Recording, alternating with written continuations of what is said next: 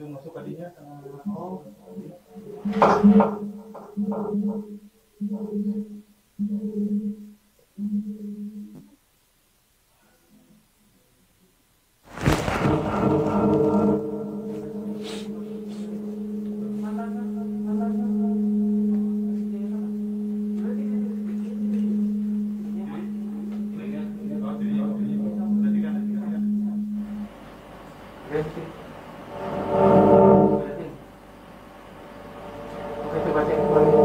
Cek 1 2 3. Halo semuanya, bertemu lagi dengan saya Vicky.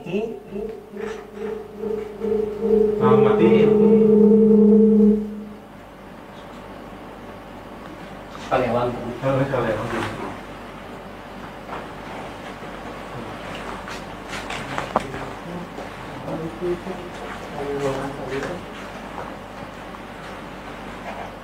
Speaker tuh, speaker listrik sih dia kan.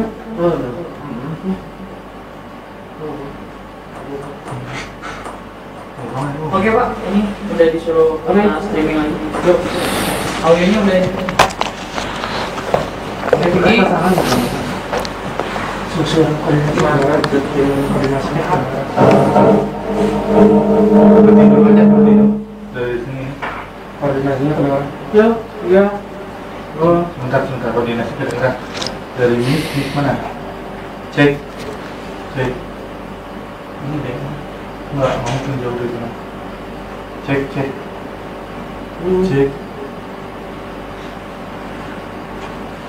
Mati. Cek. Itu mati. Mana? Oh, itu. Mati. Cek.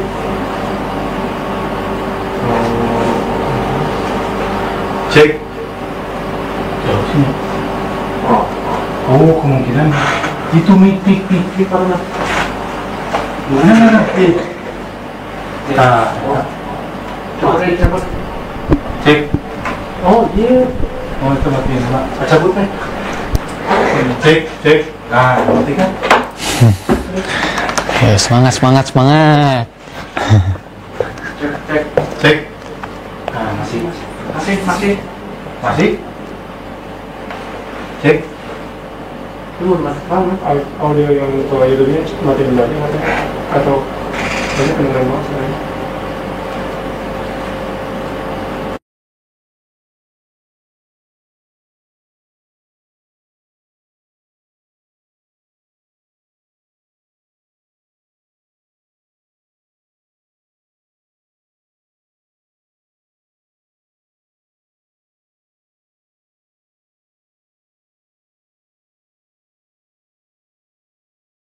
dua.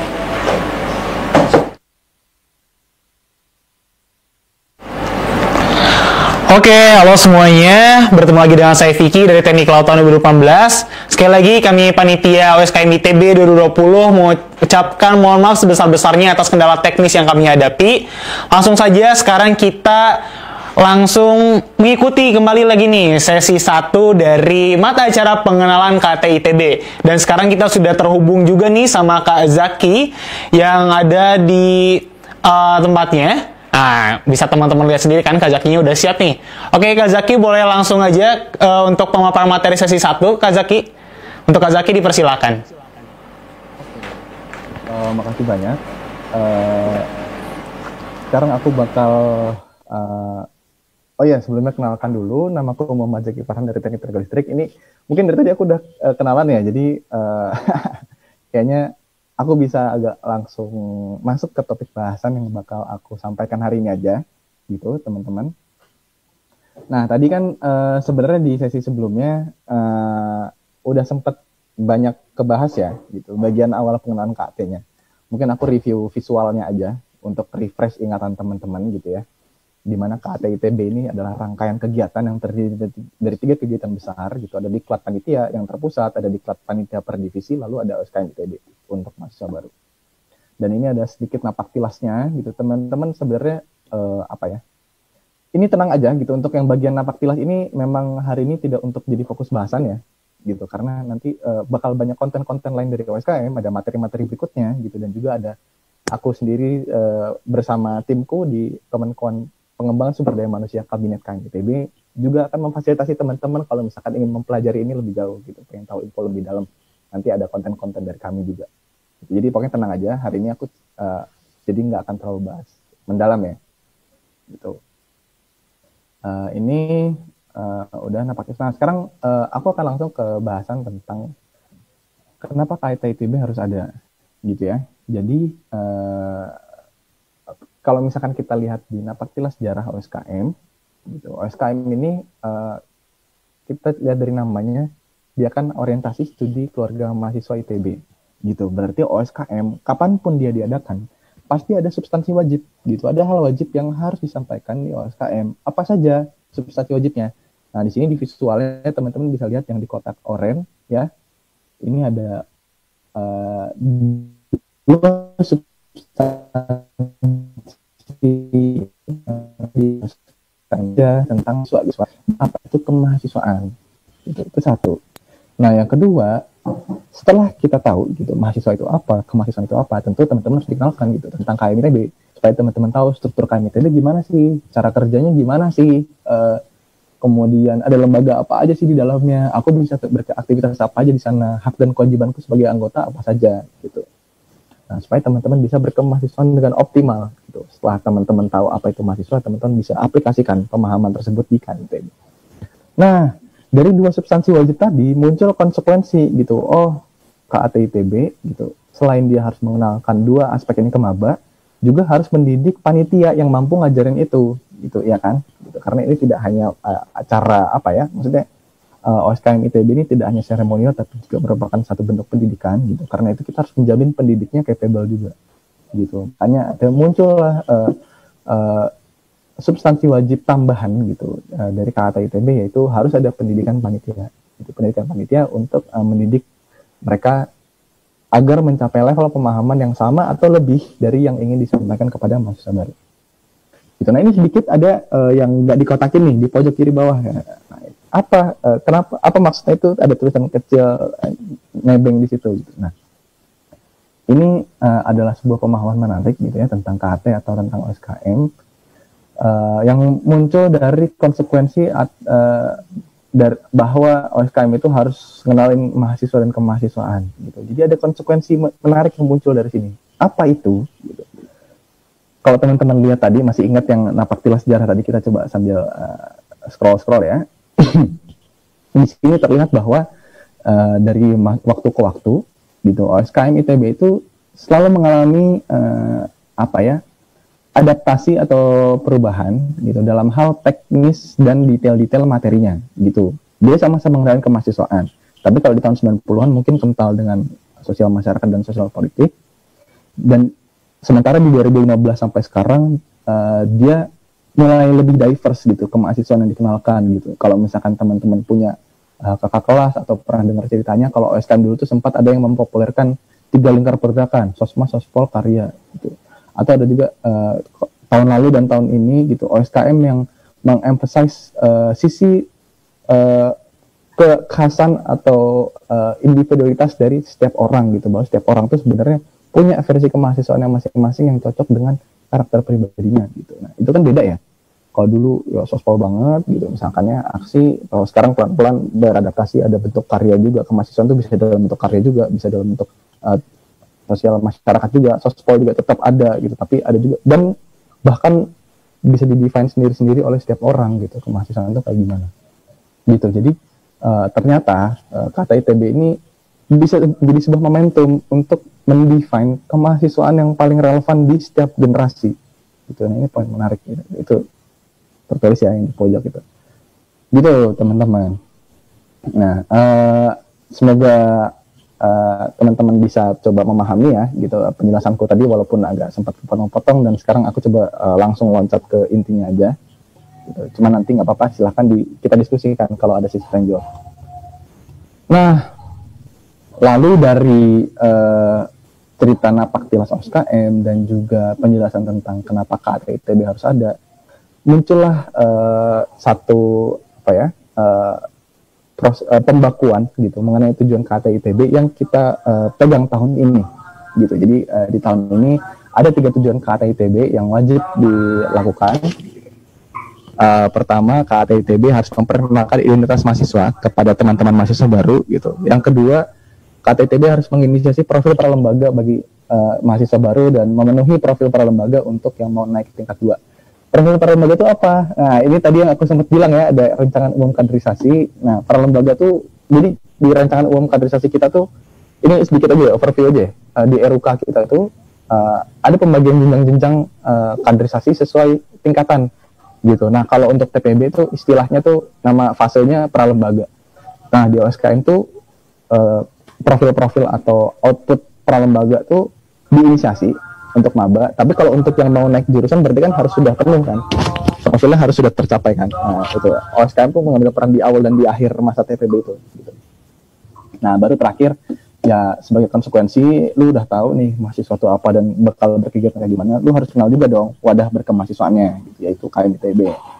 Nah itu sedikit di bawah nih ada gambar yang warna putih backgroundnya, itu bagan KMITB. Nah ini aku nggak akan jelasin karena ini nanti akan jadi materi teman-teman juga, silahkan disimak gitu bersama, entah nanti ada materi-materi dari stakeholder yang langsung maupun teman-teman bisa diskusi bareng tim nanti dari panitia KT, dari mentor-mentornya.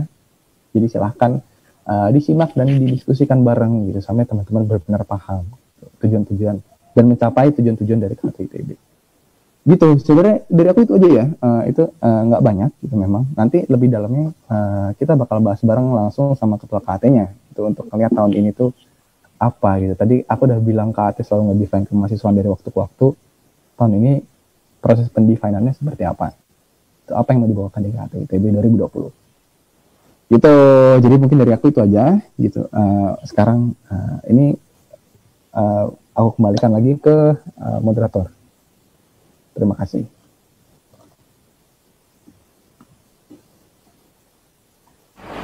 Oke, terima kasih buat Kak Jack nih yang udah menyampaikan materi di sesi pertama ya Kak ya.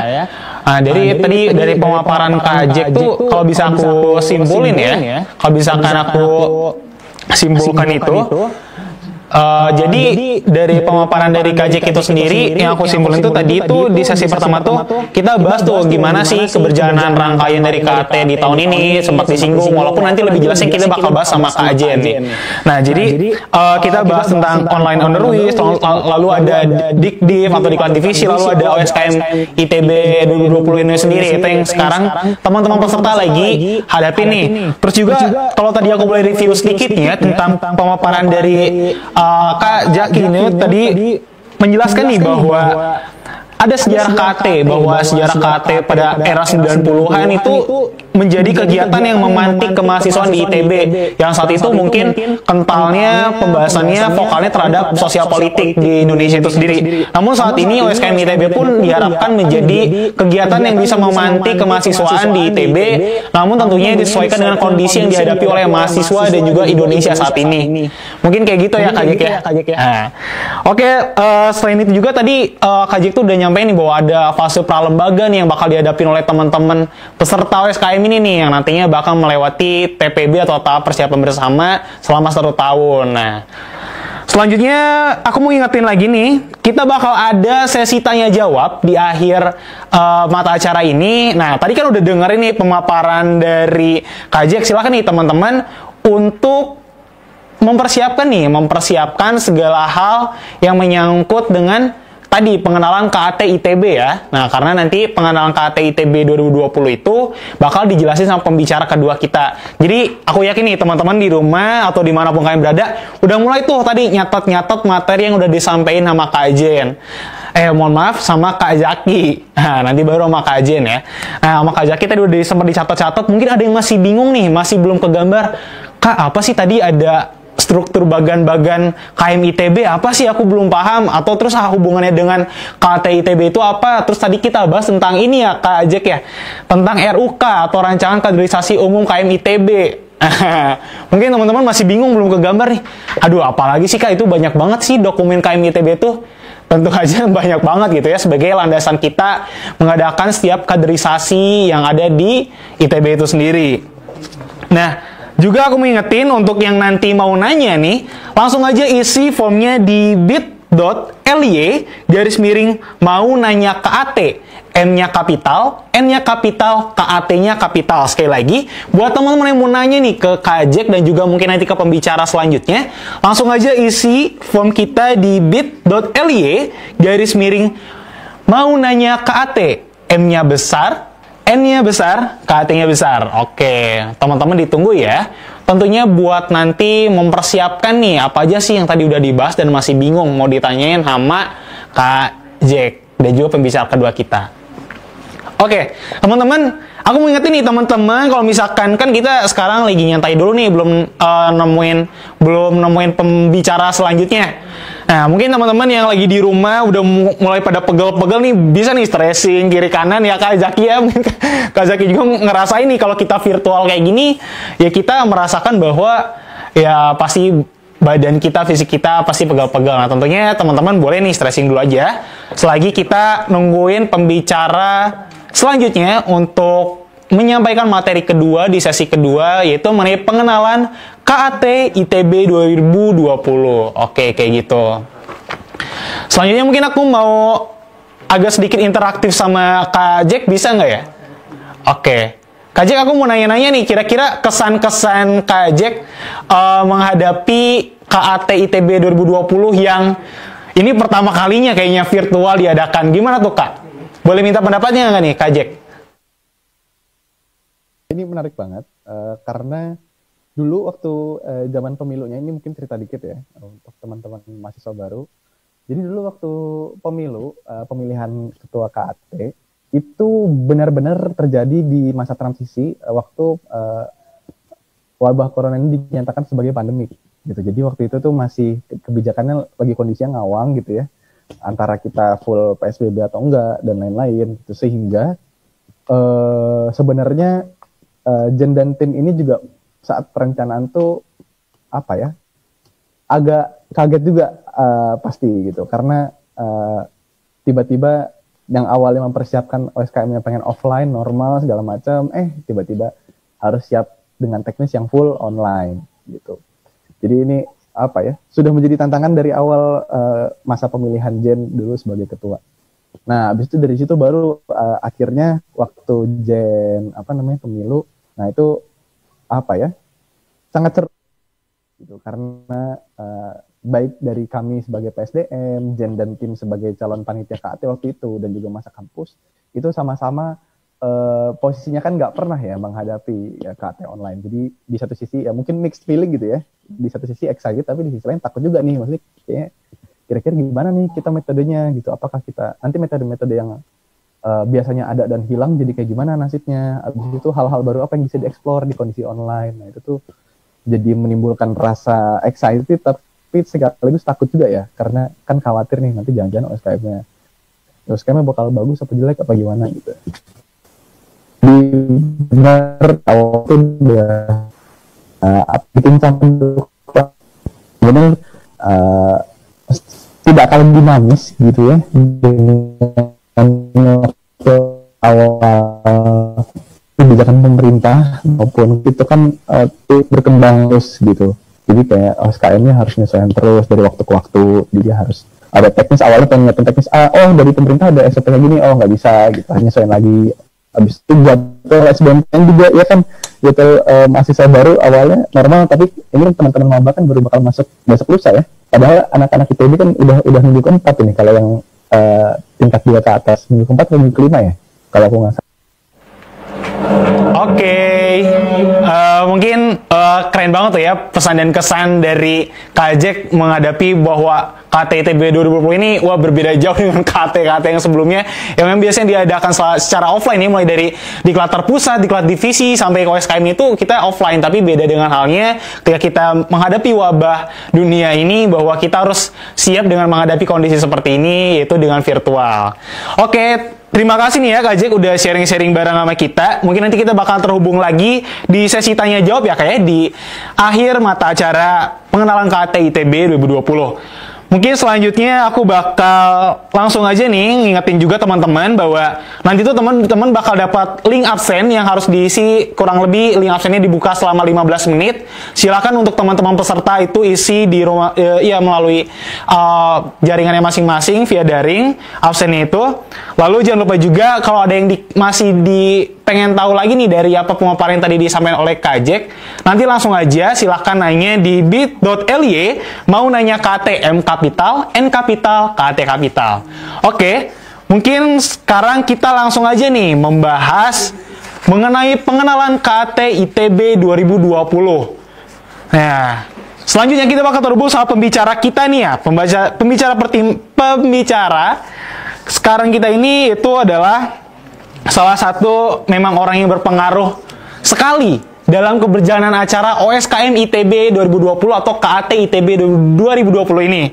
Langsung saja kita perkenalkan dan kita sambut juga nih bersama-sama yaitu Kak Jen Megah Sembiring sebagai Ketua OSKM ITB 2020 dari jurusan Teknik Mesin 2017. Untuk Kak Jen, halo Kak Jen, apa kabar Kak? Halo, baik. Oke. Hidupin dulu. Oke, siap. Oke, halo Kak Jen. Halo. Gimana kabarnya, baik? Wah, saya mah luar biasa bahkan. Oh, luar biasa. Nah, ini Kak Jen ya, kita mau langsung aja nih, karena kita kan tadi udah bahas nih sedikit tentang pengenalan KT ITB langsung dari Menteri PSDM KM ITB Arunika yang periode saat ini, yaitu ada Kak Zaki tadi.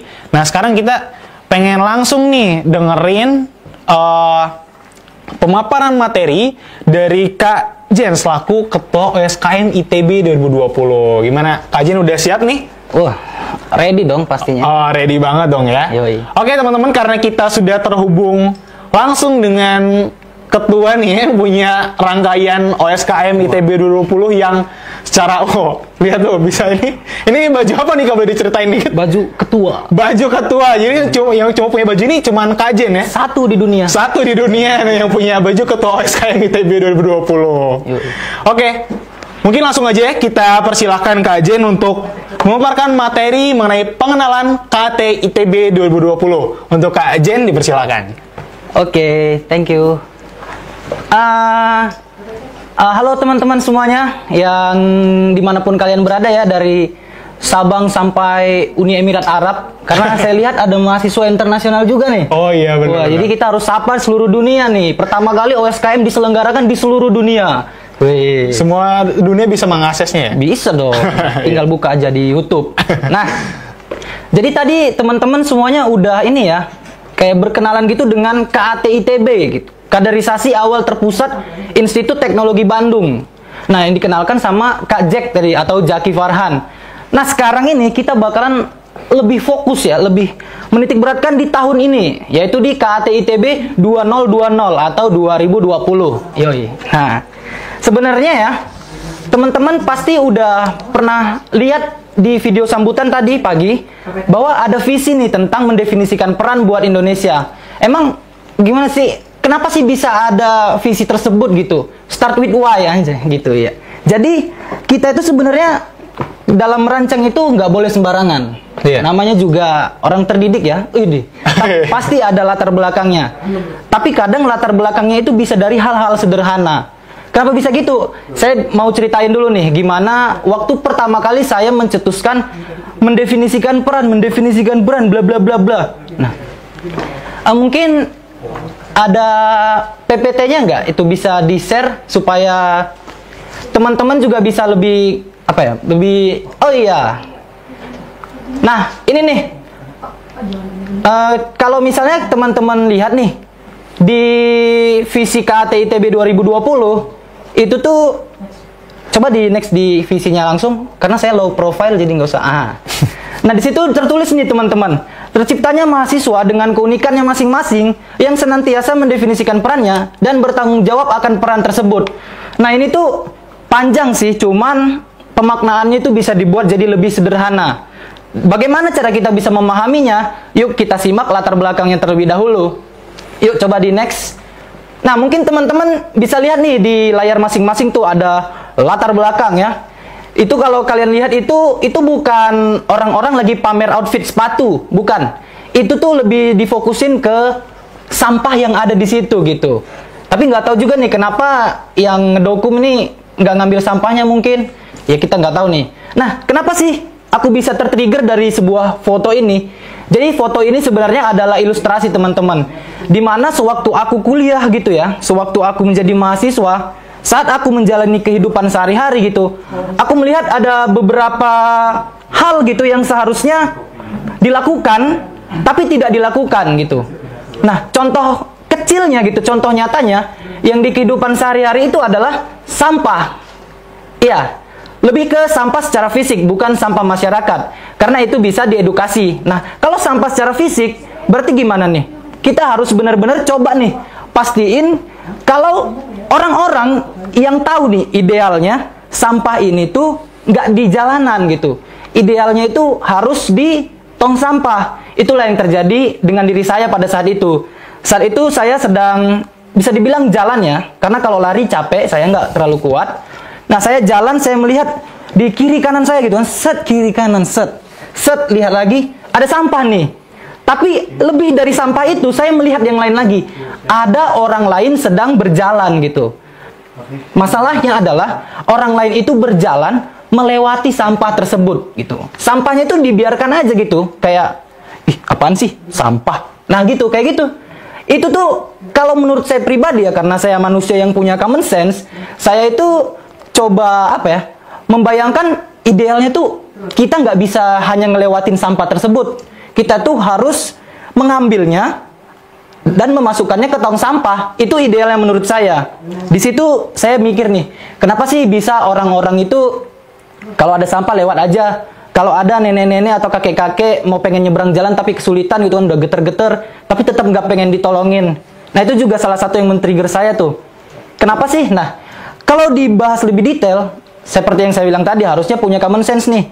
Kita tuh harus coba, oh idealnya kita berbaik hati untuk mengantarkan nenek atau kakek tersebut nyebrang jalan, atau sampah tersebut diambil.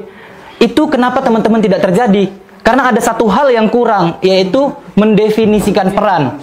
Nah, mungkin bingung nih kenapa mendefinisikan peran ya. Saya kasih gambaran lagi nih. Saat saya jalan gitu, set jalan ya pakai kaki ya. Karena kalau pakai tangan itu handstand. Nah, itu saya coba jalan kaki dan melihat sampah tersebut, saya ke-trigger nih, seharusnya ini idealnya nggak gini. Maka saya mendefinisikan peran saya dong. Maksudnya apa nih mendefinisikan peran? Saya kayak ngelis gitu loh, apa sih yang bisa saya lakuin nih? Karena saya sudah melihat keadaan, apa nih yang bisa saya lakuin? Saya ngelis nih dalam hati saya, dalam pikiran saya, dalam sepersekian detik, apa yang bisa saya lakukan? Yang saya lakukan itu adalah, pertama, untuk mengambil sampah tersebut, kemudian diletakkan di tong sampah. Iya kan? Sederhana kan? Atau yang kedua, saya itu menegur orang yang lewat, mas, tolong dong itu sampahnya dimasukin ke tong sampah kan sekalian lewat. Itu bisa banget. Atau yang ketiga, saya lapor sama petugas kebersihan. Nah, kenapa sih kok tiba-tiba ada 3 pilihan nih? Ada 3 peran yang muncul. Padahal sebenarnya itu sederhana aja gitu kan. Maksudnya itu peran itu bisa banyak teman-teman. Tapi kita bisa pilih satu. Nah, yang luput sehari-hari di kehidupan kita adalah kita lupa mendefinisikan perannya. Nah, dari sini udah mulai kegambar ya bahwa kalau orang yang lupa mendefinisikan peran biasanya disebut apa? Ya, anarkis.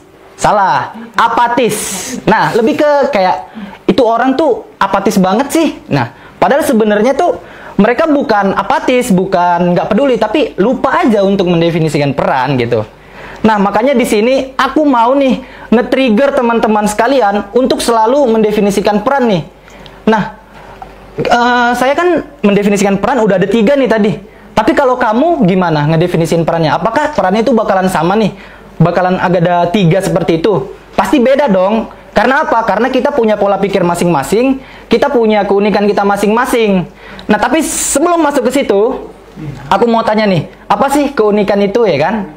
Keunikan itu, kalau bahasa awamnya sih, apa ya? Kayak apa ya?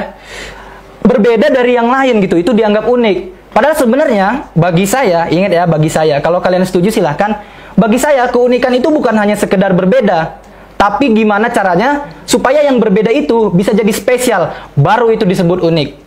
Gitu, paham ya? Kalau misalnya cuma beda doang, tapi nggak bisa jadi spesial, itu nggak unik, itu ya udah aja gitu. Makanya teman-teman, kalau teman-teman punya perbedaan, itu coba dijadiin spesial deh. Masalahnya, perbedaan itu ada 2. Kita bisa menilik dari kekurangan, bahkan bisa dari kelebihan. Nah, gimana sih kekurangan? Contoh nih, maaf kata nih, aku pakai contoh yang ekstrim nih. Kita tuh punya temen yang, mohon maaf, jarinya cuma 4 nih dari lahir.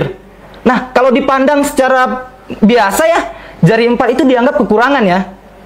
Ya, kekurangan jari lah paling tidak. Nah, itu tuh sebenarnya, apakah kalian ngecap itu sebagai unik gitu? Apakah itu sebagai berbeda aja? Saya bisa yakin kalian nganggap mereka unik. Tapi saya yakin kalian juga itu nggak pengen menganggap dia berbeda, karena ya itu udah bawaan dia. Nah, poinnya bukan di situ teman-teman. Kalau di KAT ITB 2020, yes, kita pengen setiap keunikan itu, mau kelebihan maupun kekurangan, bisa jadi spesial. Contohnya gimana nih? Kalau tadi ada teman kita yang cuma 4 nih jarinya. Kalau cuma dibiarin jarinya 4, itu tuh tetap akan menjadi kekurangan dia. Tapi gimana cara dia bisa jadi spesial? Dia itu selalu mengusahakan dirinya untuk menjadi musisi sejati. Dia bermain gitar dengan keempat jarinya. Dia itu bisa main piano dengan dengan ke-9 jarinya lah. 9 jarinya. Itu tandanya apa? Kekurangan dia bisa dia overcome nih menjadi kelebihan dia. Gitu teman-teman, pemahamannya tentang keunikan itu sendiri. Jadi bukan hanya sekedar berbeda, tapi gimana supaya bisa jadi spesial. Baik itu dari kekurangan maupun kelebihan.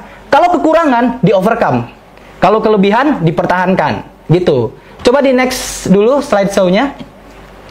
Nah, di sini ada kata yang menarik ya. Tapi sebentar ya, agak haus nih, kita mau minum dulu ya sebentar. Kita coba minum dulu, apakah ini enak ya? Oke, jadi kita minum dulu ya teman-teman ya. Karena banyak ngomong harus minum ya. Kita coba lagi ya. Gimana tuh? Enak, rasanya seperti saya menjadi Iron Man. Keren banget, emang ini ketua KAT ITB 2020 tuh keren banget. Keren banget, kita santai aja. Ya, santai aja kita membawaannya teman-teman ya. Iya. Tadi sampai mana ya PPT-nya? Coba di. Oke, mungkin bisa balik lagi ke slide ya. Pelupa orangnya. Nah, di sini balik lagi. Nah, di sini kita tuh harus point out lagi nih kata senantiasanya. Kenapa bisa kita point out? Karena manusia itu sehari-harinya itu dia berjalan mengikuti waktu gitu. Pola pikirnya bisa berubah, cara pandangnya bisa berubah, bahkan bentuk fisiknya bisa berubah, apa-apa bisa berubah. Bahkan keadaan di sekitarnya bisa berubah. Parahnya lagi, keadaan di sekitar itu kadang tidak bisa kita kontrol. Makanya mendefinisikan peran itu harus setiap waktu. Nah, di situ diwakili dengan kata mendefinisikan senantiasa. Makanya proses ini penting teman-teman ke depannya, karena tantangan yang kita hadapin ini bakalan semakin tidak jelas gitu. Coba kita lihat tuh, tantangan tidak jelas itu seperti apa sih gitu. Kalau misalnya teman-teman bayangin nih, ada orang, ada sampah, itu kan biasa ya di kehidupan sehari-hari aja nemu gitu. Tapi gimana kalau suatu saat kalian nemu sesuatu yang ekstrim banget? Ekstrim ya, bukan es krim. Kalau es krim dimakan. Ekstrim itu artinya apa? Teman-teman gak biasa nih ngelihat kasus-kasus seperti itu. Pada akhirnya teman-teman bisa ngelihat kasus-kasus yang seperti itu. Contohnya apa nih? Masa pandemi misalnya. Atau misalnya teman-teman lihat orang tiba-tiba tabrakan di depan teman-teman, itu kan cukup ekstrim ya. Terus kalau teman-teman lagi jalan gitu, tiba-tiba ada orang yang megang tas gitu, megang gini.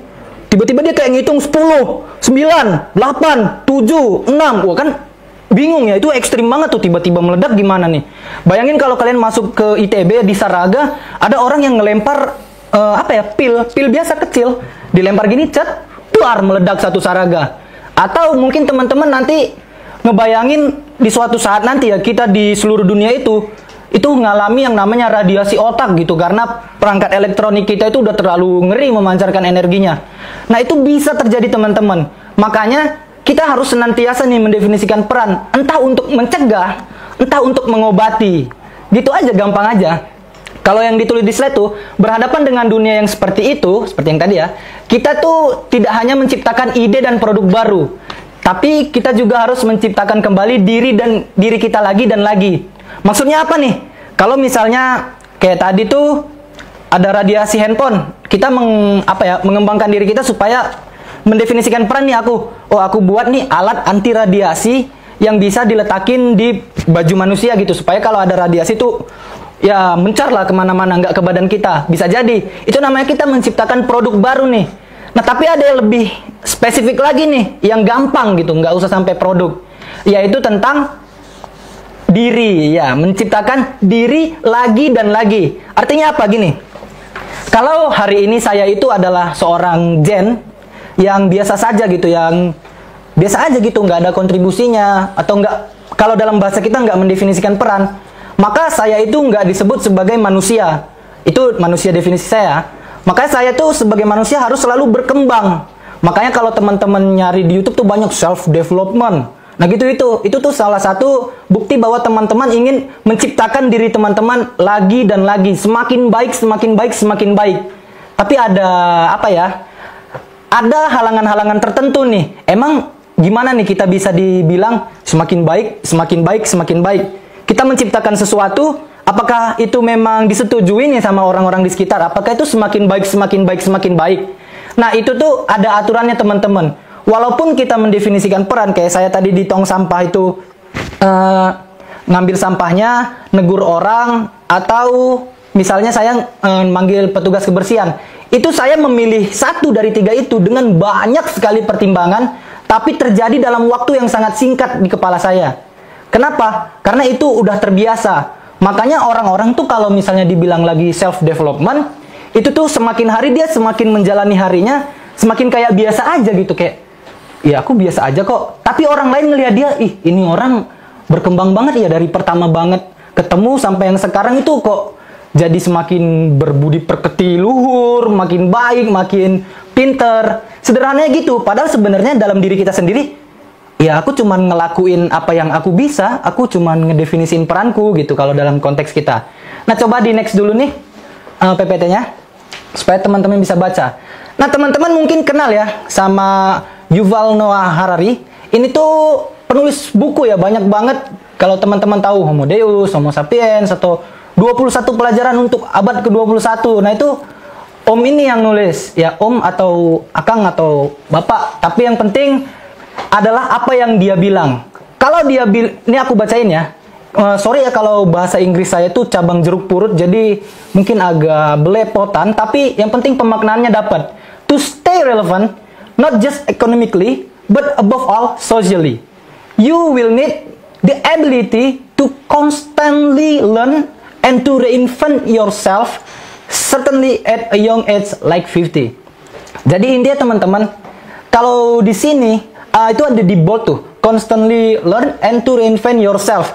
Itu gampang aja teman-teman, itu kayak konstan gitu. Kalau teman-teman misalnya teman-teman jalan gitu dengan kecepatan konstan gimana?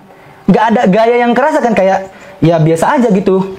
Ya sesuai dengan hukum fisika gitu. Kalau kita ngejalaninnya dengan konstan, kita nggak mengalami force gitu.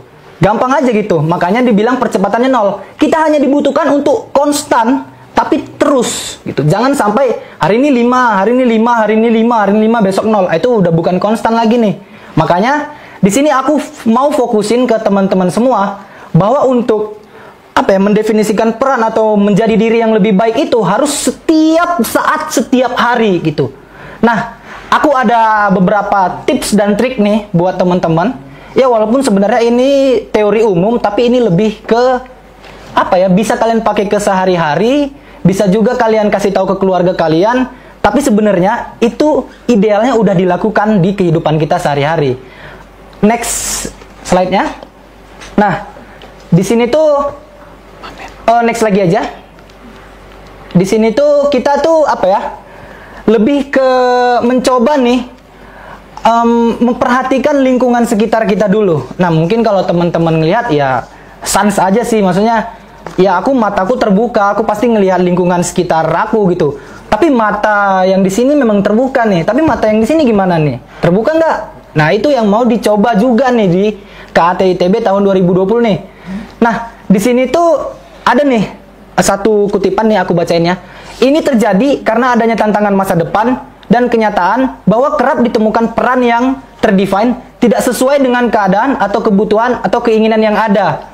Nah, itu nih teman-teman. Sebelum aku ngasih tahu tips dan triknya, aku mau mempertegas lagi nih teman-teman. Kalau misalnya saya ngedefinisin 3 peran, tapi saya pilih peran yang satu ini, dan ternyata peran yang satu ini tuh nggak disetujui nih, atau ini nggak yang terbaik nih. Itu artinya apa teman-teman? Artinya teman-teman bukan gagal mendefinisikan peran, tapi teman-teman gagal mengeksekusi yang terbaik. Nah gitu. Misal nih kayak teman-teman mendefinisikan banyak peran, tapi teman-teman milih salah satu, tapi yang itu rasanya kurang nih, harusnya bisa lebih. Pasti ada ya di kehidupan sehari-hari kayak gitu, kayak kita belajar, terus tiba-tiba buka Toktik misalnya, ada sebuah aplikasi, tiba-tiba udah waktu berlalu gitu kan, waktu berlalu tiba-tiba mau belajar lagi udah ngantuk banget. Nah itu sederhananya teman-teman itu sebenarnya sudah mendefinisikan peran untuk hari esok, untuk ujian mungkin, tapi ternyata eksekusi yang teman-teman lakuin itu kurs gitu. Kurs itu maksudnya apa? Karena teman-teman tuh nggak sadar nih dengan konsekuensi-konsekuensi yang udah teman-teman harusnya itu nggak saya lakuin nih, buka Toktik, tapi ternyata terpengaruh gitu. Itu karena apa sih teman-teman? Itu karena ya godaan pasti, tapi ada sesuatu lebih dalam lagi dari godaan itu, yaitu dari dalam diri kalian sendiri. Nah, kita mau coba nih gali gimana caranya supaya kita saat menggali itu udah paling dalam gitu. Nah, contoh nih ada kita mendefinisikan peran dengan melakukan pemerataan pendidikan, Car Free Day, atau membuang sampah. Nah, itu tuh mendefinisikan peran di banyak hal.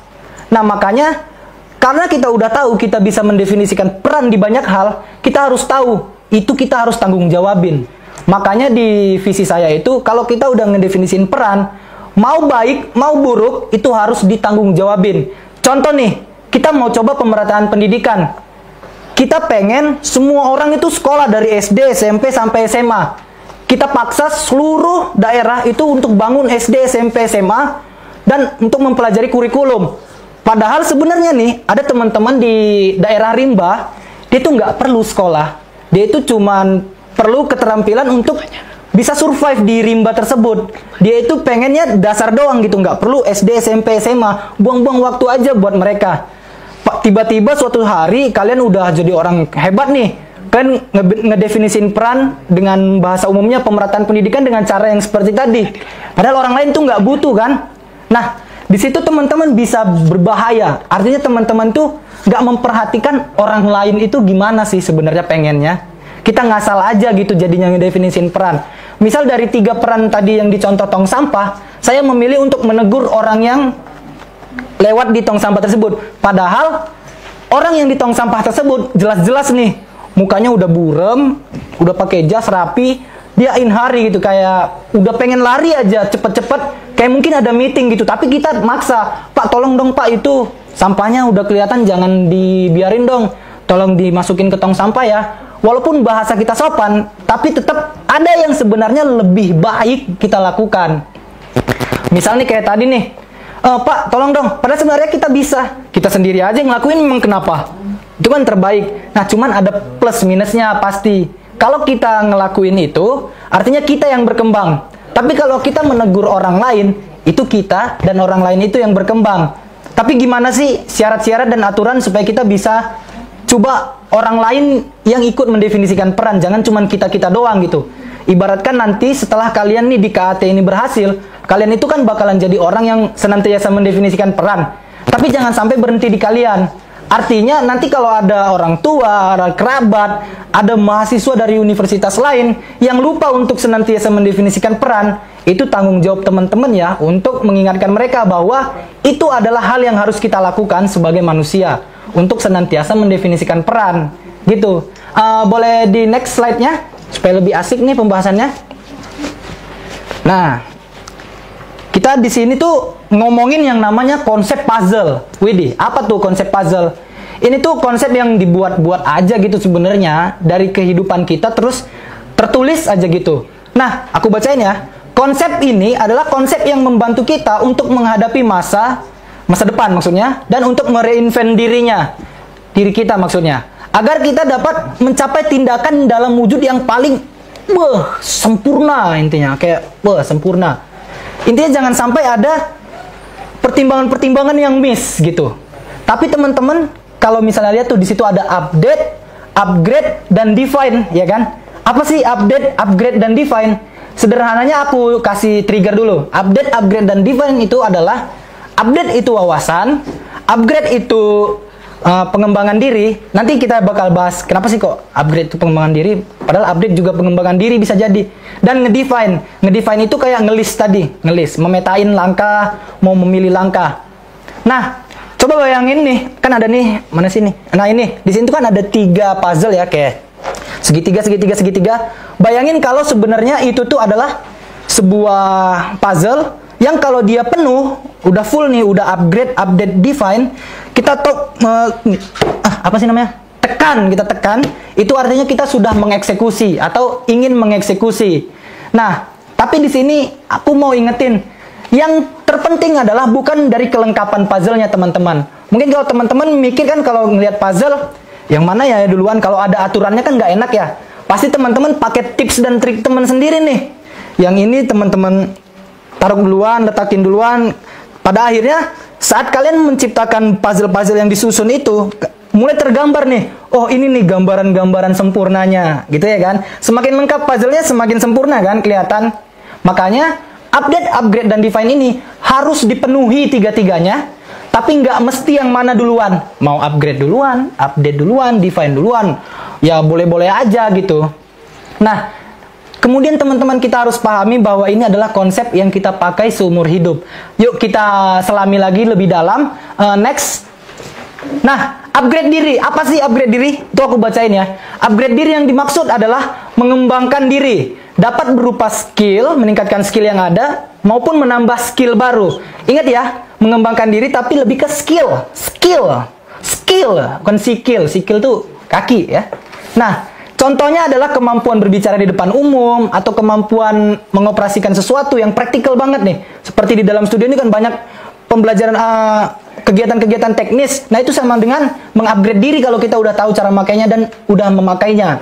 Atau sesederhana gerakan membungkuk untuk mengambil sampah gitu. Kayak tadi kan sebenarnya kita cuma perlu ngupgrade badan kita supaya otot-ototnya itu rileks kalau mau ngambil sampah ke bawah. Gitu doang kan sebenarnya. Nah, gitu teman-teman, itu upgrade. Ingat ya, lebih ke skill, ke technical skillnya, bukan ke pengetahuan atau wawasan. Lebih ke bisa. Contoh nih, misalnya teman-teman pasti pernah ya kebayang nih, kamu tahu PowerPoint nggak? Tahu. Bisa nggak ngedit-ngeditnya? Nggak tahu. Nah, nggak bisa. Nah, itu artinya teman-teman update diri, tapi teman-teman belum upgrade diri gitu. Coba kita next slide-nya lagi. Nah, next slide-nya, di sini ada update diri. Nah, Update diri yang dimaksud adalah keinginan untuk senantiasa menambah wawasan gitu. Wawasan sendiri itu bisa dibagi jadi dua ya. Yang satu itu wawasan umum dan yang satu lagi wawasan, betul sekali teman-teman, personal. Nah, wawasan umum ini merupakan pengetahuan nih tentang isu-isu yang terjadi atau hal-hal yang benar-benar ada di sekitar kita. Sedangkan wawasan personal itu pengetahuan tentang sejauh mana kita mengenal diri sendiri dan orang lain gitu. Nah, pengetahuan dan wawasan umum itu adalah, ingat ya, yang benar-benar terjadi. Jadi kalau teman-teman kurang yakin nih, apakah ini benar, maka teman-teman harus terus mengupdate diri. Begitulah nanti sekiranya kita belajar di ITB untuk selalu mengupdate diri nih, berdasarkan pengetahuan akademik. Tapi terus upgrade diri juga penting. Karena apa? Karena nanti ada skill-skill yang kita pelajarin di praktikum. Nah, bahkan sebenarnya itu kita bisa aplikasiin nih konsep puzzle ini di kehidupan kuliah nantinya. Nah, next lagi PPT-nya yaitu yang terakhir, yaitu mendefinisikan peran. Nah, itu tuh sederhananya adalah seperti yang terlihat di layar, pemetaan langkah-langkah yang dapat dilakukan saat dihadapkan dengan kondisi tertentu. Pada umumnya proses ini ada ketika muncul stimulus nih. Misalnya adalah sampah gitu. Nah, sampah itu tuh stimulus itu. Nah, kenapa sih bisa ada stimulus? Karena stimulus itu muncul, teman-teman. Ayo fokus ya, fokus. Stimulus itu muncul saat realita tidak sesuai dengan kondisi ideal yang kita inginkan atau yang kita bayangkan. Kita itu bukan hanya diri sendiri, ingat, bisa orang lain. Makanya teman-teman, untuk ini kan mendefinisikan peran itu kayak banyak nih ya. Tapi untuk mengeksekusinya yang neken tadi, gini, nah itu tuh butuh tiga-tiganya tadi supaya bisa jadi yang terbaik. Nah, aku mau kontekstualisasi lagi nih, contoh nih. Misalnya aku melihat apa ya? Ayo kita coba cari contoh yang cukup ekstrim nih. Aku melihat ada anak-anak nih, tiba-tiba dia diculik nih sama om-om. Om-om diculik sama om-om, dibawa lari nih sama om-omnya. Pada kondisi kenyataan itu kan kita kan bingung ya. Kita lagi nongkrong gitu misalnya, tapi nggak boleh nongkrong ya, PSBB. Yoi. Nah, misalnya kita lagi nongkrong, tiba-tiba ada orang diculik gitu. Kita kan pasti bingung kan, karena kondisinya ekstrim. Nah, cuman karena kita udah paham nih, update diri kita adalah kasus seperti itu biasanya adalah kasus pencurian, dan daerah sekitar kita ini memang daerah rawan. Yang kedua, kita tahu anak di bawah umur itu, ini wawasannya, kita tahu anak di bawah umur itu nggak punya self protection yang baik sehingga butuh bantuan orang lain. Kemudian kita tahu yang keempat, bahwa orang-orang yang melakukan tindak kejahatan itu biasanya punya rencana gitu, punya strategi, sehingga kita dalam mendefinisikan peran harus paham bahwa mereka tuh sebenarnya punya strategi nih, dari sini mau dibawa kemana nanti tuh. Nah, semakin kita sering dihadapkan dengan wawasan-wawasan tersebut, semakin ya sepersekian detik tek gitu, udah lewat aja gitu, semuanya langsung terkonfirmasi di otak kita, keempat hal tadi. Kemudian upgrade diri kita apa? Kita tuh sebenarnya adalah orang yang secara teknikal tuh jago ini, kungfu misalnya, atau misalnya Shaolin Soccer, atau bukan Shaolin Soccer, Shaolin, atau misalnya yang lain-lain nih. Nah, di situ teman-teman harus sadar nih bahwa teman-teman punya kemampuan diri untuk bisa membantu nih sebenarnya. Teman-teman punya body yang mantep tuh ya, yang teknik-tekniknya juga udah bagus banget, tapi teman-teman masih belum mendefinisikan peran. Itu nanti teman-teman tuh biasa aja jadinya. Cuman ya aku anak karate misalnya. Tapi kalau melihat kejadian nggak ngedefinisin peran, ya cuman jadi anak karate doang. Bayangkan kalau di kondisi tadi aku mendefinisikan peran. Begitu aku melihat ada anak-anak yang diculik gitu sama om-om ya, Om Bram mungkin namanya atau siapa, nggak tahu ya kan, random ya, diculik. Kemudian aku sepersekian detik mendefinisikan 3 peran. 1, aku teriak, tolong, sniper jangan mencuri gitu misalnya. Atau yang kedua, aku langsung berdiri, kejar lari, karena aku sadar ya bahwa aku tuh orang yang jago karate atau jago Shaolin. Atau yang ketiga, aku tuh diam saja, karena aku yakin orang lain bakalan coba kejar. Nah, yang ketiga itu juga ke-define teman-teman. Artinya secara sadar, kalian memilih untuk diam. Diam aja gitu, nengokin aja. Itu bukan apatis, tapi itu adalah pilihan teman-teman. Nah, ingat ya, bahwa dari 3 pilihan ini sebenarnya ada pilihan terbaik yang bisa teman-teman lakuin. Makanya di sini kita harus sadar teman-teman, dari 3 pilihan tadi mana yang teman-teman bisa laksanain. dengan kekurangan kelebihan teman-teman masing-masing, kalian bisa pikirkan yang mana. Mungkin kalau kalian suaranya sopran, kalian bisa teriak. Mungkin kalian kalau misalnya jago main basket atau lari sprinter, kalian bisa kejar. Nah, kalau saya pribadi akan milih itu untuk berteriak. Karena saya nggak terlalu hebat dalam mengejar. Walaupun saya berteriak, saya akan coba untuk mengejar juga. Tapi yang pertama kali saya definisiin itu adalah untuk teriak. Makanya itu aku bilang, konsep ini dipakai, harus kita biasakan dalam kehidupan supaya sepersekian detik kita langsung bisa mengeksekusi apa-apa aja yang kita pikirkan. Dan mengeksekusinya itu adalah hal yang terbaik buat kita dan sekitar kita. Nah, kalau dari aku sih itu ya teman-teman. Intinya di sini tuh kita nggak perlu repot-repot mikirin sebenarnya visinya gimana sih.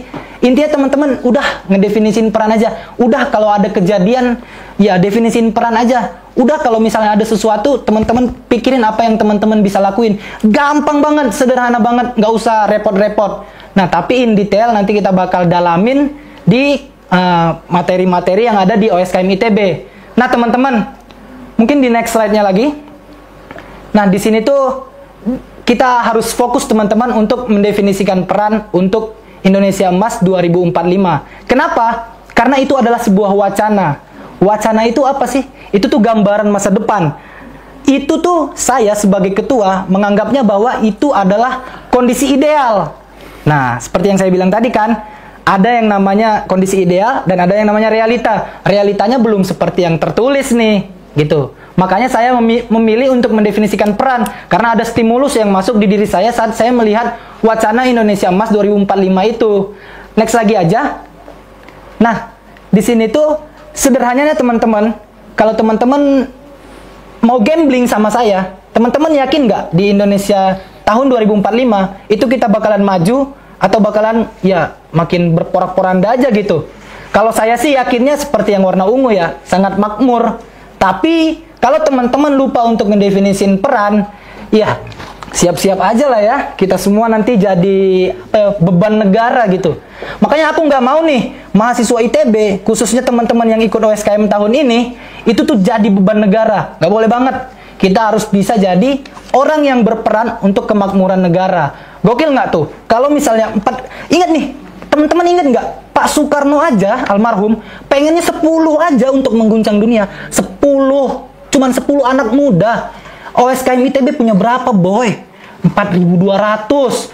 Belum lagi kakak-kakak tingkatnya. Boy, itu 4.200 lebih itu. Dunia bukan diguncang itu. Itu semesta alam semuanya itu. Wow, getar-getar, boy. Bayangin aja, kalau misalnya lebih dari 10 tadi bisa guncang dunia, 4.200 mahasiswa ITB 2020. Bayangin bisa ngelakuin apa? Saya sih merinding ya, karena gimana ya, satu orang yang melakukan peran aja itu bermanfaat, apalagi 4.200 seperti kalian. Kalau dari saya sih itu aja ya teman-teman, udah mulai kering ya ininya. Tenggorokannya ya, mau minum lagi tapi udah tanggung. Aku ada satu kata-kata lagi teman-teman. Dalam mendefinisikan peran, teman-teman itu gak usah dibawa rumit, santai aja.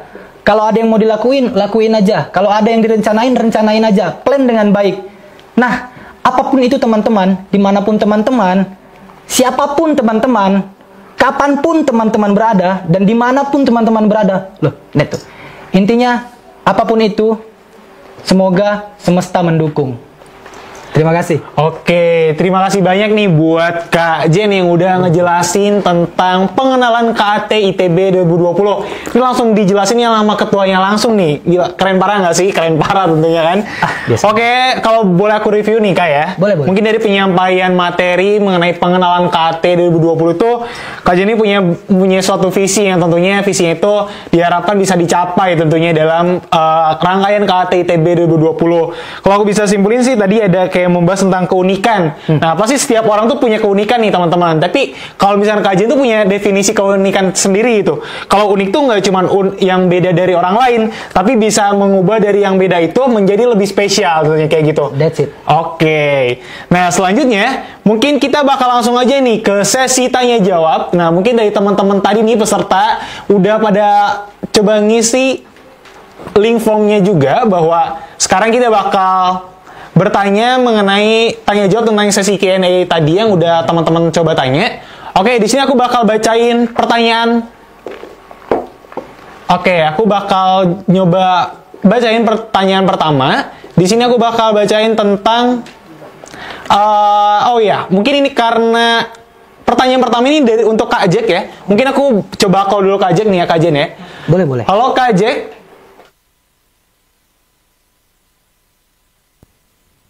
Halo.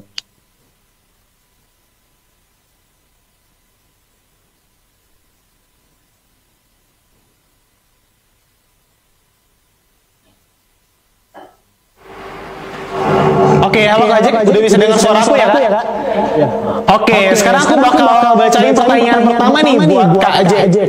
Nah, yang pertama itu ini pertanyaan kalau bisa-bisa ini sangat kritis sekali pemikirannya nih Kak. Jadi pertama ini pertanyaan dari Muhammad Rizky Perdana, fakultasnya dari FITB, kelompok 46, dan pertanyaannya tentunya untuk Kak Zaki nih. Nah, pertanyaannya adalah, setiap tahun, anggota dan panitia dari KAT dan OSKM selalu berganti. Jika suatu saat nanti, KAT menjadikan OSKM sebagai suatu indoktrinasi, suatu pemahaman tertentu yang bertentangan dengan tujuan OSKM itu sendiri. Jika itu terjadi, apa yang akan kakak lakukan dalam menyikapi hal ini? Oke, udah coba tertangkap mungkin ya Kak pertanyaannya? Cukup kritis sekali ya kayaknya pertanyaannya. Oke, mungkin langsung aja boleh dijawab nih sama Kak Jack. Untuk Kak Jack dipersilakan. Pertanyaannya, ini menarik ya. Maksudnya pertanyaannya bagaimana kalau misalkan suatu hari OSKM itu memberikan indoktrinasi yang bertentangan dengan substansi OSKM biasanya. Satu yang pasti dari awal ya, misalkan aku yang jadi Menko PSDM-nya juga gitu saat itu. Kemudian misalkan Jen isinya ngaco nih, dia nggak mau bawa KM ITB, dia mau ganti keluarga mahasiswa mungkin jadi kerajaan monarki ITB gitu ya, nggak tahu ya. Ya udah dari awal ya gue cut gitu. Ya sorry Jen, lu jangan jadi ketua gitu. Maksudnya itu ya udah pasti bakal kayak gitu ya stance-nya. Kalau misalkan ada yang berlawanan gagasannya gitu. Cuman ya kalau kebetulan kalau misalkan kita lihat case tadi yang aslinya mah kalau Jen enggak lah, teman-teman udah melihat tadi penjelasannya yang keren banget itu soal definition peran. Itu satu ya. Jadi kalau misalkan dari kami gitu selaku penanggung jawab acara OSKM tentunya akan melakukan penyaringan gitu sejak proses pemilihan ketua. Lalu gimana kalau misalkan mismatch gitu antara materi dengan tujuan OSKM itu terjadi di tengah-tengah, gimana?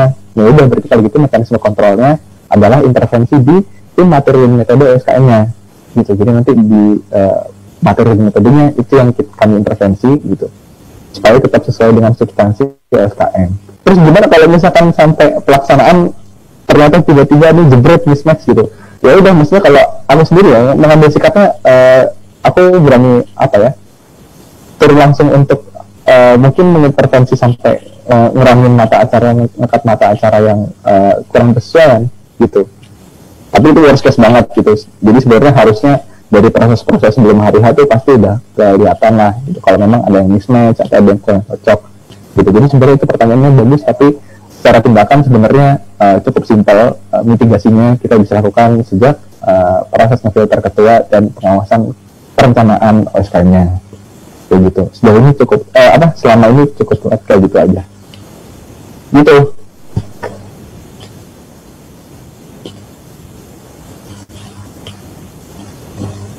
Nomor 46, pertanyaannya tuh tadi juga sangat kritis sekali nih kata pertanyaannya.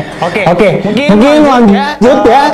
Tadi kita sedikit tuh pertanyaan tentang bahwa ada indoktrinasi, bahwa ketika OSKM ini tidak sesuai dengan tujuannya gitu, bahwa bertentangan sekali, bahwa tadi juga udah disikapi bahwa Kak Jack ini sebagai penanggung jawabnya tentunya melakukan suatu langkah-langkah antisipasi terlebih dahulu, dan tentunya bakal nanti ada suatu langkah-langkah kuratif atau ketika memang terjadi seperti itu pada pelaksanaannya. Oke, mungkin langsung aja kita lanjut ke pertanyaan selanjutnya. Mungkin pertanyaan selanjutnya, pertanyaan selanjutnya ini pertanyaan untuk Kak Zaki juga berarti ya. Nah, mungkin nanti untuk Kak Jen ada bagian ya, Kak Jen harus sabar dulu. Oke. Ini untuk Kak Jaki dulu. Kak Jaki lagi, pertanyaannya ini simpel sih Kak, kayaknya ya. Oke, pertanyaan dari Anindya Retno Pramesti, Fakultasnya dari FITB juga, kelompok 125.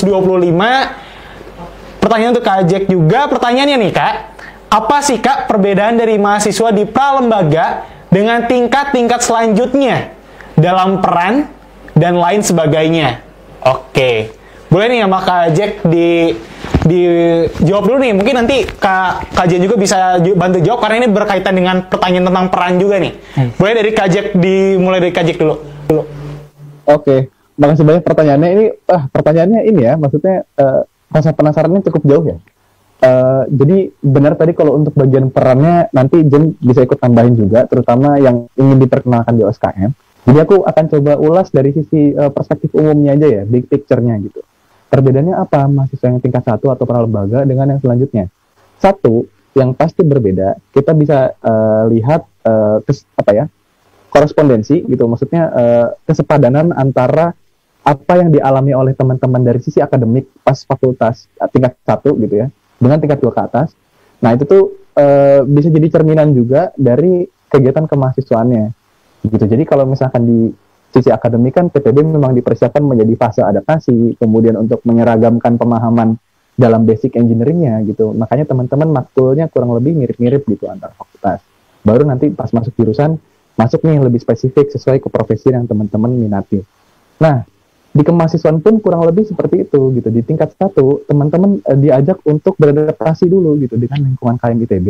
Cuman bedanya kalau dari pemahamanku pribadi gitu tentang dokumen rancangan kaderisasi ini, kita sama-sama paham bahwa anak-anak yang masuk kuliah gitu, udah usia masuk kuliah walaupun masih TPB, tapi ya pasti sudah cukup dewasa lah. Mungkin ya kalau misalkan dari teori psikologinya masuknya fase dewasa muda ya gitu. Jadi sebenarnya tidak sekecil itu gitu, tidak seanak-anak itu sehingga profil yang dikasih itu sebenarnya tidak hanya sebatas adaptasi aja gitu. Sebenarnya teman-teman tuh diharapkan selain beradaptasi dengan KM ITB, teman-teman tuh bisa mulai melakukan kegiatan gitu. Teman-teman bisa mulai bergerak, mulai mendefine teman-teman tuh visinya selama di kampus tuh pengen ngapain aja, step-step yang diambil apa saja, lalu persiapan-persiapan awal yang dilakukan apa aja gitu. Nah itu ciri khasnya tingkat 1 gitu. Teman-teman waktunya beradaptasi dan mulai ngedefine bakal ngapain aja, itu di RUK-nya ada tuh poinnya. Nanti baca deh coba, ada profil yang intinya tuh teman-teman emang tingkat 1 waktunya nge-define visi hidup gitu, atau seenggaknya kenal konsep visi hidup. Nah kalau tingkat 2 ke atas gimana? Nah kalau tingkat 2 ke atas itu sudah waktunya teman-teman mengaktualisasikan gitu visi yang teman-teman rancang di awal ini dan nge-improve terus visinya, sehingga teman-teman tuh menemukan baby steps-nya apa gitu. Langkah-langkah kecil dan spesifik yang teman-teman bisa lakukan sehari-hari itu apa gitu, kecocokannya dengan keilmuan teman-teman apa gitu. Karena kan kita nggak bisa milih semua peran yang ada di dunia ya, kita harus ambil yang bagian kecil yang kita bisa handle gitu. Nah tingkat 2 ke atas tuh waktunya teman-teman mengerucut ke sana gitu, kurang lebih kayak gitu. Cuma nanti lebih spesifiknya kayaknya kepanjangan ya kalau dibahas di sini, jadi nanti tunggu aja kesempatan-kesempatan kita diskusi berikutnya kayak gitu. Kak Jack nih yang udah bantu jawab pertanyaan tadi nih tentang peran sebagai pralembaga sama ketika nanti di tingkat selanjutnya itu apa. Nah mungkin langsung aja nih ya, mungkin nanti bisa dibahas sedikit juga sama Kak Jen nih ya. Sekaligus nanti ini ada pertanyaan juga nih yang udah masuk buat Kak Jen nih. Iya, ditujukan buat Kak Jen nih. Jadi Kak Jen sekarang bakal jawab nih teman-teman. Let's go. Oke, jadi pertanyaan ketiga itu dari Nadira, fakultas itu dari Stay. Kelompok 136, pertanyaan untuk Kak Jen.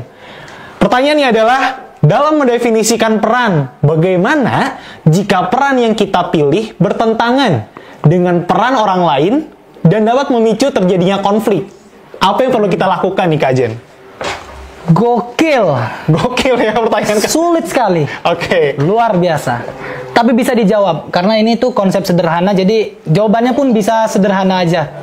Nah, teman-teman perlu sadarin nih, kalau misalnya aku ngedefinisin peran, terus ada peran orang lain, ternyata tuh konflik. Nah, itu tuh terjadi di kehidupan sehari-hari. Contoh nih, misal nih, aku punya kakak ya, walaupun sebenarnya aku nggak punya kakak, gitu. Tapi contoh aja, aku ngedefinisin peran untuk melakukan suatu hal.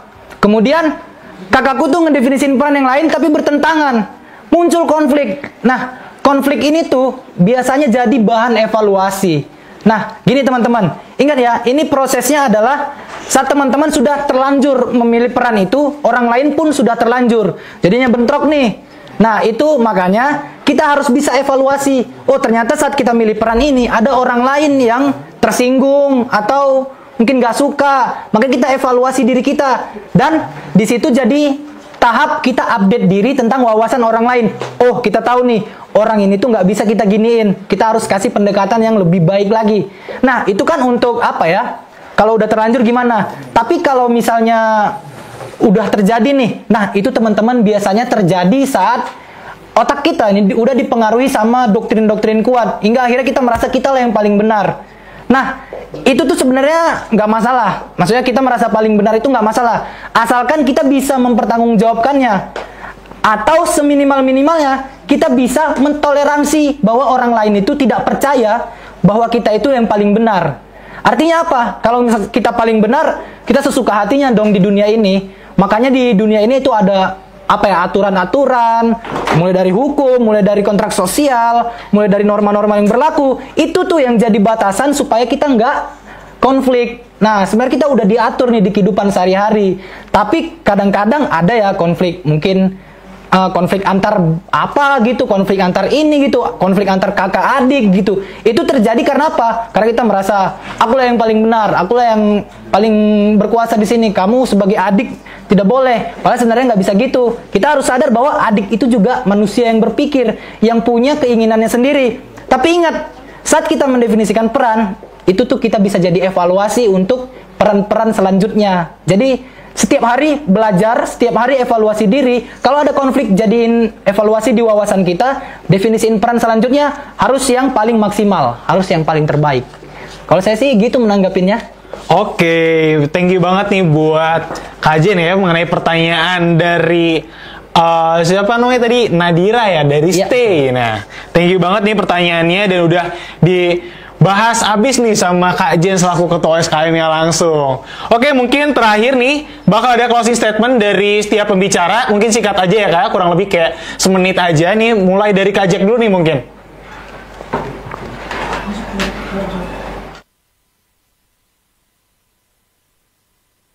Teman-teman selamat menikmati rangkaian OSKM sampai selesai. Semoga teman-teman dapat banyak dan bisa mendapatkan tujuan OSKM. Dan mungkin pesanku memang ini OSKM itu nggak wajib ya. Mungkin OSKM bukan segalanya gitu ya buat teman-teman, tapi jangan lupa kalau segalanya gitu, yang terjadi di KMITB itu dimulai dari OSKM. Gitu. Selamat menikmati perjalanan di OSKM. Banyak nih ya buat Kak Jaki yang udah nyampe closing statement-nya. Mungkin dari Kak Jen, singkat aja Kak. Singkat aja ya. 1 detik, enggak, 1 menit nggak nyampe. Intinya gini teman-teman, selamat datang di OSKM ITB 2020 dengan segala visinya, dengan segala keunikannya. Teman-teman ingat, biarlah kita tetap merindu walaupun kita belum pernah bertemu. Sampai jumpa di lain waktu. Oke, keren banget nih penutupan kalimat penutupan dari Kak Jen nih. Oke, mungkin selanjutnya nih ya, dengan berakhirnya closing statement ini tentunya berakhir juga rangkaian pada sesi atau mata acara pengenalan KAT ITB dan juga pengenalan KAT ITB 2020. Nah, sebenarnya tadi ada banyak banget pertanyaan yang masuk, sekitar ada 979 pertanyaan nih Kak. Gokil. Iya, banyak banget antusias dari teman-teman semua. Tapi mohon maaf, kita belum bisa bahas atau kita jawab satu persatu di sesi ini. Mungkin selanjutnya bisa dijawab di sesi mentoring ya teman-teman ya. Oke, mungkin aku mau ngingetin juga nih buat teman-teman semua bahwa para peserta itu diwajibkan untuk mengerjakan kuis yang tersedia di web app. Dan kuisnya itu bakal ditutup atau paling lambat teman-teman itu mengumpulkan pada pukul 23:59 waktu Indonesia Barat hari ini. Sekali lagi teman-teman harus mengerjakan kuis yang linknya itu ada di web app. Dan kuis itu terakhir pengumpulannya pada pukul 23:59 hari ini. Nah, terakhir aku bilang nih makasih banyak nih buat Kak Jen selaku ketua SKM ITB 2020 dan Kak Jack nih yang jauh dari kita nggak bisa bergabung secara langsung tapi tetap bisa join lewat virtual meeting. Makasih banyak ya Kak Jen ya, Kak Jack ya. Oke. Selanjutnya kami panitia OSKM ITB 2020 mengucapkan terima kasih kepada para sponsor. Di antaranya itu ada Bursa Efek Indonesia, Bayu, Mamikos.com, Munef, PD Kebersihan, SGPJB, Rucika, dan juga Torabika Krimilate. Dan juga tidak lupa nih, ada media partner yang udah membantu keberjalanan OSKM ITB 2020 ini, yaitu ada Look Event ID, Urban Radio, Antv, Radio Kampus ITB, 8EH, Ruang Event, Kampus Update, Media Kampus, Kabar Kampus, LFM, Event Finder, Girls, dan JNFI. Oke, mungkin sekian bahwa rangkaian pengenalan KTI ITB 2020 ini sudah berakhir. Dan juga teman-teman setelah ini bakal ngapain sih? Nah, aku bakal ngomongin juga nih setelah ini teman-teman langsung lanjut untuk sesi mentoring. Nah, untuk sesi mentoring itu linknya seperti biasa ya teman-teman. Linknya sudah tersedia di web app teman-teman masing-masing. Jadi teman-teman mulai dari sekarang udah bisa cek link untuk sesi mentoringnya itu di web app teman masing-masing. Jadi mungkin sekian saya selaku moderator pamit undur diri, bahwa ingatin lagi nih ya, sesi mentoring itu bakal dimulai pada pukul 11 lewat 35 menit. Dan linknya bisa diakses melalui web app teman masing-masing. Oke, teman-teman? Mungkin sekian dari saya, Vicky Agnian Hidayat dari Teknik Kelautan 2018. Mohon pamit undur diri. Mohon maaf jika ada kesalahan teknis dan juga salah ucapan kepada teman-teman semua. Dan intinya, tetap dijaga semangat buat teman-teman semua dimanapun kalian berada di seluruh seantero Indonesia ya Kak Jen ya. Oke, mungkin sekian dari saya. Terima kasih atas perhatiannya. Sampai jumpa.